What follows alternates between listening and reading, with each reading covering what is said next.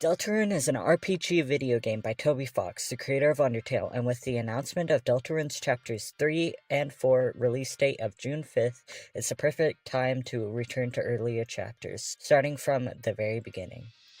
What's Chapter 1 even about? Like any good story, it starts with a prophecy. A human, a monster, and a prince from the dark will save the earth by sealing dark fountains.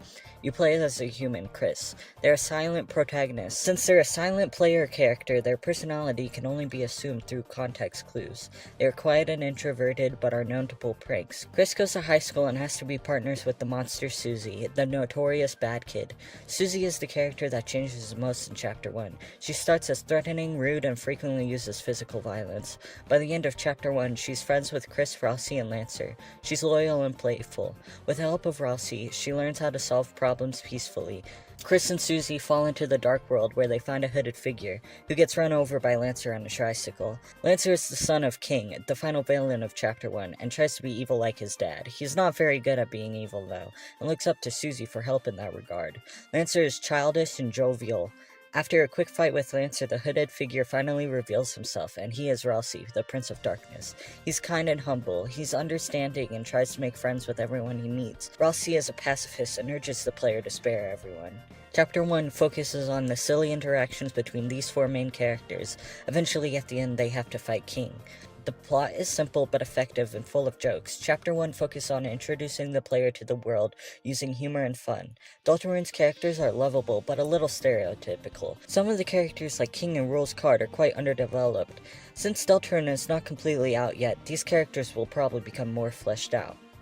The majority of Deltarune's gameplay comes from reading dialogue. That was already discussed, but the battle aspect of the game has not. Each battle can be won either by attacking or sparing. The choice to play peacefully or not lies with the player. For the fights themselves, they are ridiculously easy. Battles are over quickly and with little difficulty. This makes the fights boring and tedious. The only fight that poses a real challenge is Javel, who is an optional boss. You can go through the entirety of Chapter 1 without fighting the only difficult battle. The other fun fight is against King. The fun from his fight comes from its creativity and gameplay rather than its difficulty, though. It may be argued that since it's the first chapter, the gameplay shouldn't be too hard. However, the first location in Undertale, the Ruins, had enemies that were engaging but not too difficult. Toby has made enjoyable early game enemies before, and it makes Deltarune's easy difficulty seem like a mistake. Toby, Timmy Chang, and the rest of the Deltarune art team are masters of pixel art. The colors are vibrant. Certain objects only use a few colors, but they are very effectively used. There's an ornate door after the fight tutorial that only uses yellow and a desaturated maroon for shadows.